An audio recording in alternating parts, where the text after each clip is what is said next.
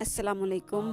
اگر آپ کا کوئی عزیز رشتہ دار، بیٹا بیٹی، شوہر بیوی یا باپ میں سے یا ماں میں سے کوئی مر جائے تو جب یاد آئے تو کتنا دکھ ہوتا ہے میری پیاری بہنوں۔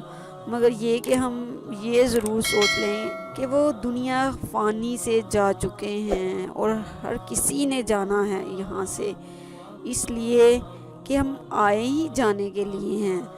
لہٰذا اس دنیا کو مختصر سمجھیے اور آخرت کو ترجیح دیتے ہوئے یہ ضرور خیال کر لیجئے کہ وہ جنت جو کسی نہ دیکھی، نہ کسی نے سنی، نہ اس کا کوئی تصور کر سکتا ہے، اس میں میرا عزیز چلا گیا ہے۔ وہ بڑے ہی اچھے گھر میں چلے گئے ہیں جس کو ہم یاد کرتے ہیں۔